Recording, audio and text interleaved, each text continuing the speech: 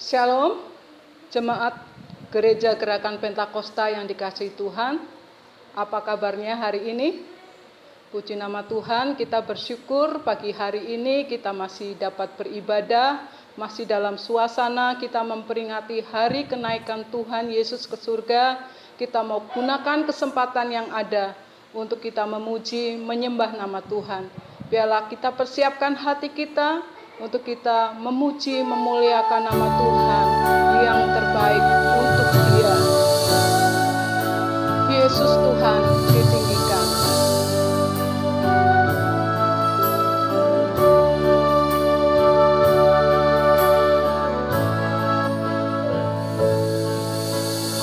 Yesus Tuhan ditinggikan atas segala alam, dimuliakan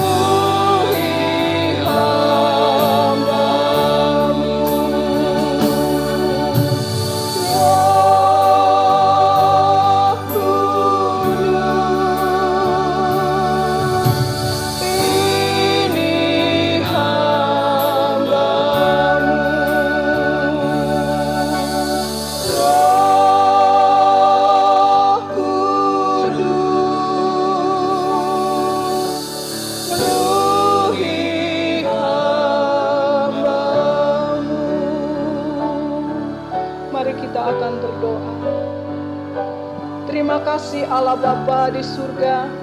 Pagi hari ini kami sangat mengucap syukur dan berterima kasih untuk kebaikan Tuhan. Kami boleh memperingati hari kenaikan Tuhan Yesus ke surga. Engkau ke surga menyediakan bagi kami tempat di sana. Terima kasih Tuhan, kami mau gunakan kesempatan yang ada untuk memuji, memuliakan nama Tuhan. Kami rindu memberikan yang terbaik untuk kemuliaan nama Tuhan. Pimpin ibadah kami Tuhan dari awal sampai akhir. Mengurapi setiap hamba-hambamu. Di dalam nama Tuhan Yesus kami mulaikan ibadah kami pagi hari ini. Haleluya. Amin. Saudara yang terkasih di dalam Tuhan, sebelum Kristus naik ke surga, Dia berjanji bahwa Dia tidak akan meninggalkan murid-muridnya, termasuk kita. Oleh karena itu, Tuhan berkata untuk kita tetap bersukacita. Saudara, sebentar kita akan menyaksikan kesaksian pujian dari anak-anak sekolah minggu.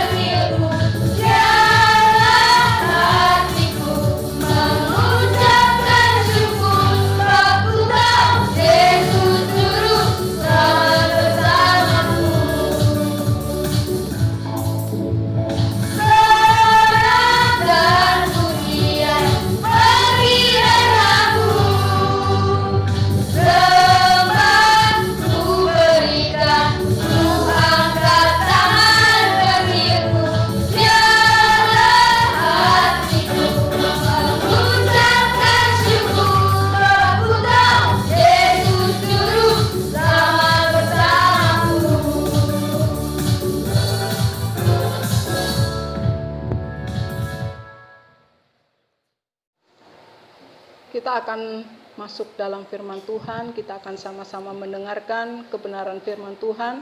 Kita persiapkan hati kita untuk menyembah, kita akan menerima kebenaran firman Tuhan. Tuhan, aku rindu.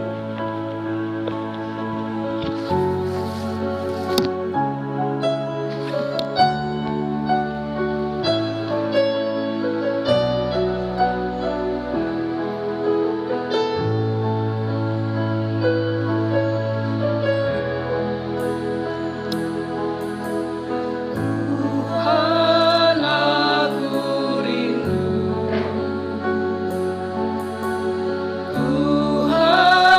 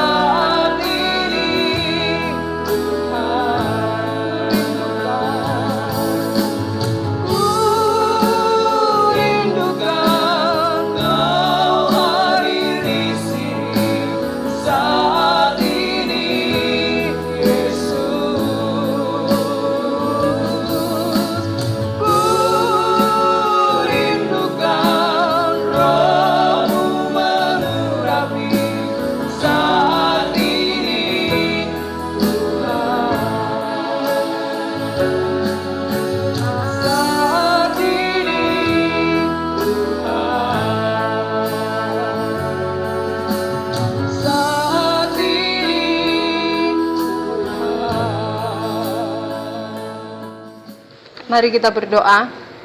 Bapa di surga, Bapa yang kami panggil dalam nama Tuhan Yesus Kristus. Terima kasih ya Tuhan, pagi hari ini kami ada waktu lagi untuk belajar mengenai kebenaran firman Tuhan. Kami mohon berkat-Mu ya Tuhan, biarlah kami semua dapat memahami akan setiap maksud Tuhan yang akan kami sama-sama pelajari melalui firman Tuhan pagi hari ini. Terima kasih Tuhan, kami serahkan waktu ini dalam tangan Tuhan. Di dalam nama Yesus kami akan baca dan renungkan firman Tuhan. Haleluya. Amin. Puji Tuhan, Shalom Bapak Ibu Saudara yang terkasih dalam Tuhan. Di minggu ini kita masih memperingati hari kenaikan Tuhan ke surga. Dan saya percaya bahwa karya Tuhan akan terus selalu kita renungkan dalam hidup kita. Baiklah, kita akan masuk dalam pembacaan firman Tuhan. Dan firman Tuhan pagi hari ini saya ambil dalam kitab Kisah Para Rasul pasalnya yang pertama, ayatnya yang ke-6 sampai ayatnya yang ke-11. Lembaga Alkitab memberi judul Yesus terangkat ke sorga. Saya akan bacakan 2 ayat bagi kita semua. Firman Tuhan demikian. Ketika mereka sedang menatap ke langit waktu ia naik itu, tiba-tiba berdirilah 2 orang yang berpakaian putih dekat mereka dan berkata kepada mereka, "Hai orang-orang Galilea, mengapakah kamu berdiri melihat ke langit? Yesus ini yang terangkat ke sorga meninggalkan kamu akan datang kembali dengan cara yang sama seperti kamu melihat dia naik ke sorga." Puji Tuhan, sampai di sana pembacaan firman Tuhan. Pagi hari ini kita akan belajar bersama pesan-pesan penting berkaitan dengan kenaikan Tuhan ke surga.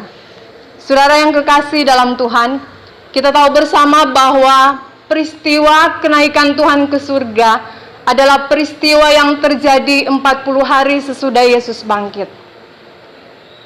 Dan kenaikan Tuhan ke surga adalah bagian yang integral atau bagian yang tidak dapat dipisahkan dari semua karya Tuhan yang Tuhan kerjakan dalam hidup saya dan saudara. Yesus bukan hanya lahir, dia mati, bangkit bagi kita, dan dia juga tentunya harus naik ke surga dan menyediakan tempat bagi kita semua. Saudara yang terkasih dalam Tuhan, 3 hal di sini kita akan pelajari bersama. Pesan penting berkaitan dengan kenaikan Tuhan ke surga. Hal yang pertama atau pesan yang pertama saya ambil dalam ayat yang ke-6 dan 7. Saya akan bacakan.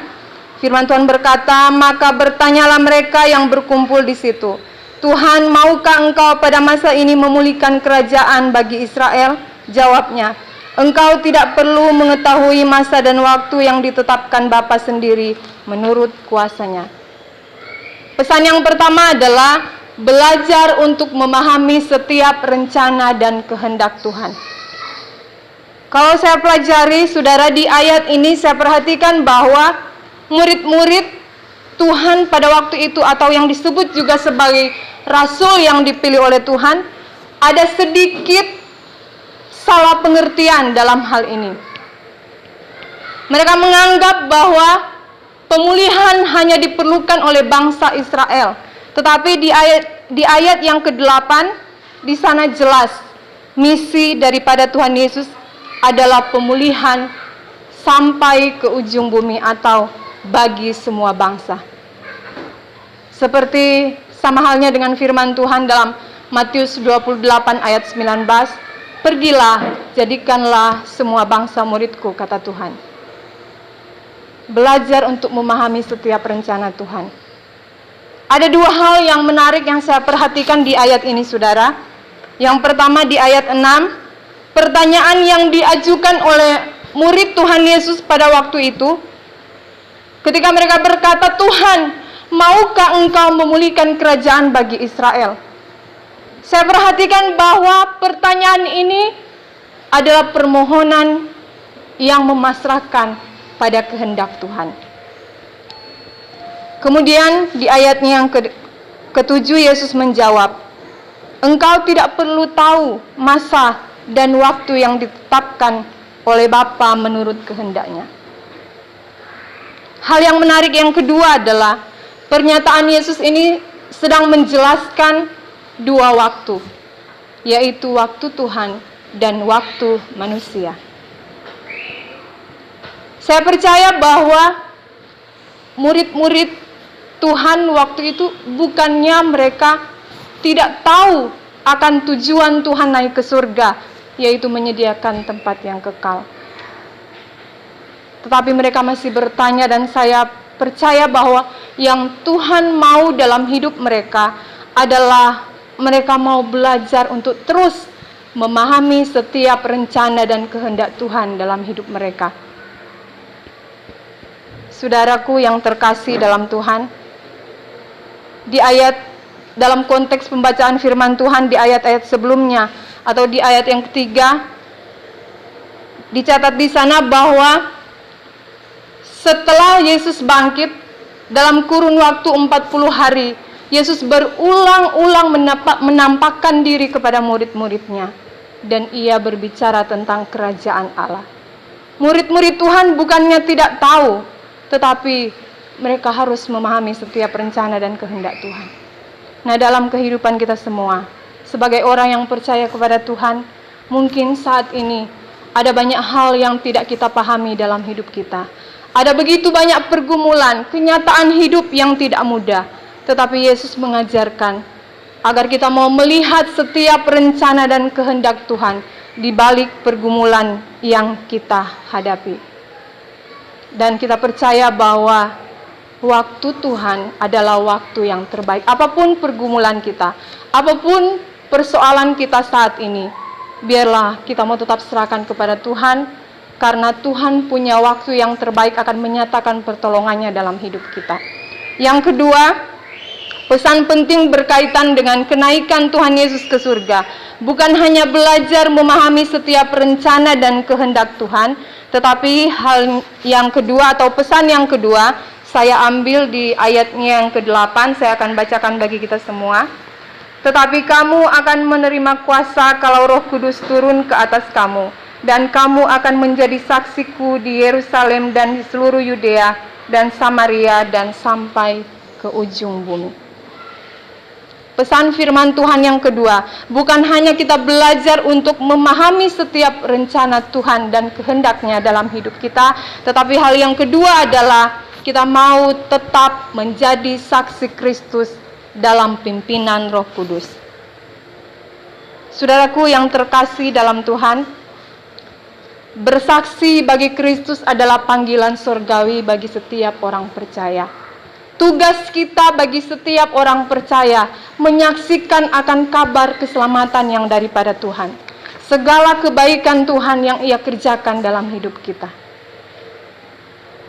Walaupun tidak mudah, saudara, untuk menjadi saksi Kristus bukan dengan kekuatan kita sendiri, tapi firman Tuhan berkata bahwa ada Roh penolong, Parakletos, Roh penolong, pembela kita, yang akan menyertai kita ketika kita mau siap untuk menjadi saksi Kristus. Kita perhatikan di ayat tadi, saudara, jangkauan dari tugas bagi kita sebagai orang percaya untuk menjadi saksi Kristus. Di situ disebutkan bahwa kamu akan menerima kuasa dan akan menjadi saksiku di Yerusalem, di seluruh Yudea dan sampai ke ujung bumi, kata firman Tuhan. Ini berarti bahwa berita tentang keselamatan dari Tuhan itu harus disebarluaskan. Saudara, mungkin dengan adanya keadaan yang sulit hari-hari ini, wabah virus corona yang sudah hampir 3 bulan kalau tidak salah dialami oleh bangsa Indonesia, keadaan pergumulan yang mungkin di luar pikiran kita. Memang tidak banyak hal yang dapat kita lakukan hari-hari ini. Tetapi bukan berarti bahwa ketika keadaan sulit, ketika pergumulan begitu banyak, kita akhirnya berhenti untuk menjadi saksi Kristus. Yang Tuhan mau adalah kita akan terus tetap belajar untuk menjadi mitra kerjanya Tuhan. Saudara yang terkasih dalam Tuhan, saya katakan tadi bahwa keadaan di sekitar kita tidak banyak yang mungkin kita bisa lakukan hari-hari ini. Karena situasi yang ada sekarang ini mengharuskan kita untuk stay at home, tetap di rumah, tetap tinggal di rumah. tidak banyak aktivitas di luar rumah. Tetapi justru dalam keadaan yang sulit, kita melihat bahwa firman Tuhan justru dengan leluasa semakin disampaikan, dikabarkan. Kalau dulu sebelum ada virus corona, mungkin firman Tuhan kita cuma dengar di gereja saat kita beribadah. Tetapi sekarang kita melihat ada banyak tayangan melalui media sosial, apakah itu kabar baik, siraman rohani yang kita lihat. Dan ini memang tugas kita sebagai orang yang percaya kepada Tuhan. Karena untuk menjadi saksi Kristus tidak tunggu harus jadi pendeta dulu, harus jadi penginjil dulu, tidak saudara. Menjadi saksi Kristus adalah tugas kita sebagai orang-orang yang percaya kepada Tuhan. Mungkin saat ini, hari-hari ini kita tidak dapat menyampaikan kabar keselamatan itu secara langsung, karena kita harus jaga jarak dengan orang. Tetapi paling tidak di rumah kita masing-masing, cara kita untuk menjadi saksi Kristus, minimal hari-hari ini kita berdoa. Ya, berdoa untuk bangsa kita, pemerintah yang ada dalam menghadapi virus corona agar diberikan petunjuk oleh Tuhan. Dan berdoa agar sepenuhnya bangsa ini dalam pengendaliannya Tuhan, agar kemuliaan Tuhan boleh dinyatakan. Kita mungkin bisa berdoa bagi keluarga kita, bagi orang-orang yang ada di sekitar kita, dan yang terpenting adalah berdoa bagi mereka yang belum mengenal Tuhan dalam hidup mereka. Kita rindu agar orang-orang yang ada di sekitar kita juga menikmati anugerah keselamatan yang daripada Tuhan.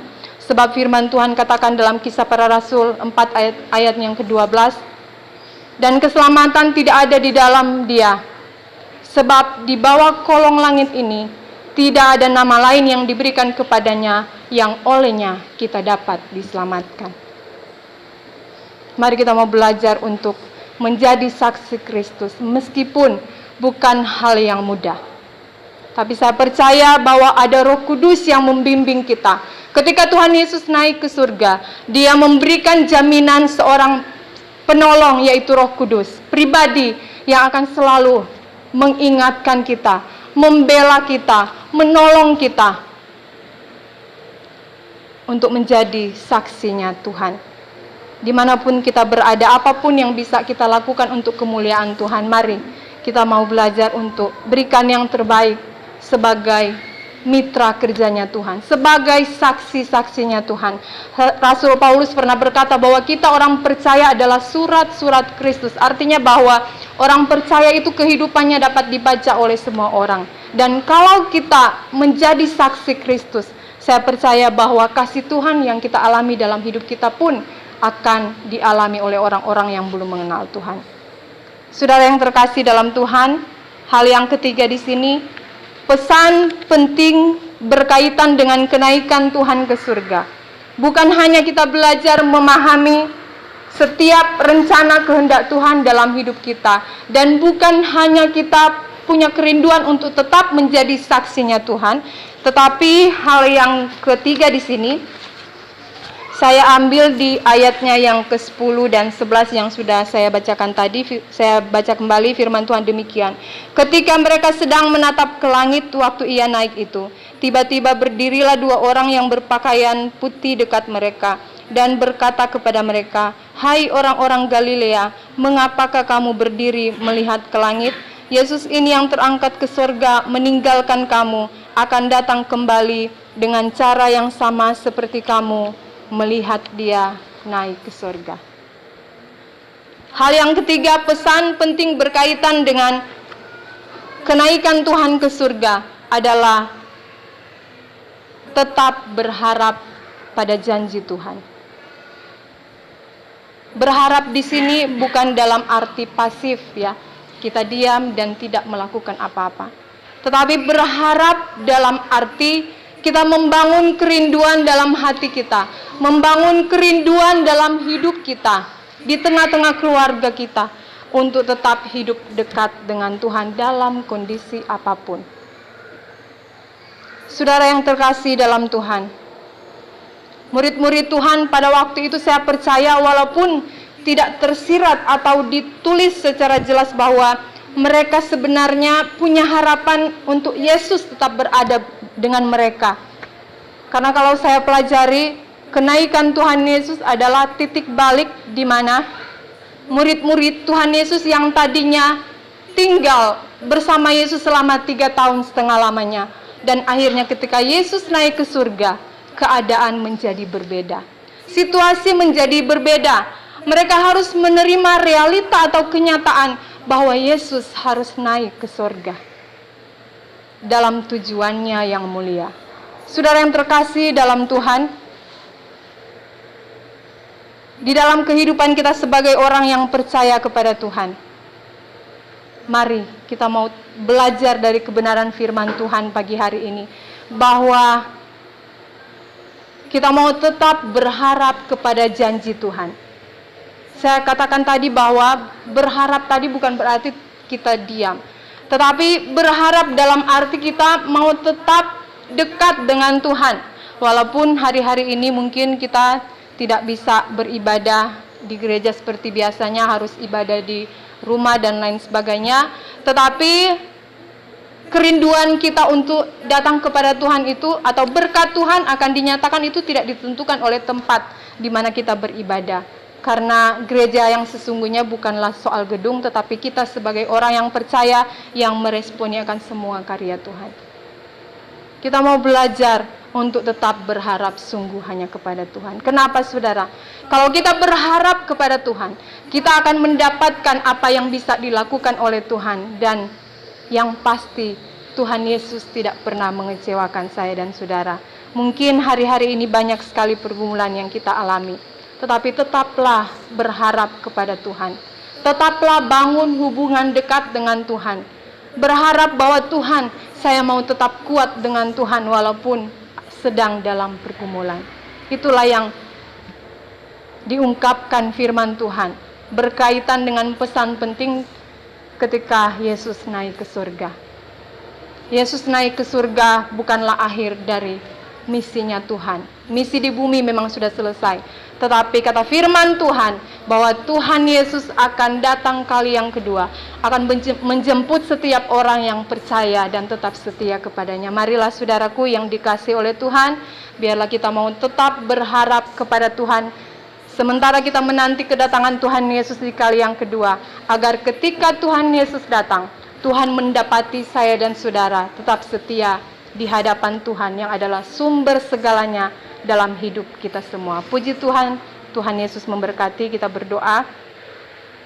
Tuhan Yesus, terima kasih, kami bersyukur untuk firman-Mu pagi hari ini Tuhan. Boleh mengingatkan kami akan hal-hal penting yang diungkapkan firman Tuhan ketika Yesus naik ke surga. Sebagaimana murid-murid Tuhan Yesus diajarkan untuk tetap mengerti setiap rencana dan kehendak Tuhan dalam hidup mereka. Dan Tuhan mau juga supaya mereka menjadi saksi Kristus dalam kehidupan mereka dan dalam bimbingan Roh Kudus. Dan yang terpenting juga tetap berharap sungguh hanya kepada Tuhan. Terima kasih Tuhan Yesus, teguhkanlah firman-Mu dalam hidup kami, agar kami boleh mampu mengaplikasikan setiap maksud Tuhan, setiap firman Tuhan dalam kehidupan kami semua. Terima kasih Tuhan, terpujilah nama-Mu di dalam nama Yesus. Haleluya. Amin. Puji Tuhan, Tuhan Yesus memberkati.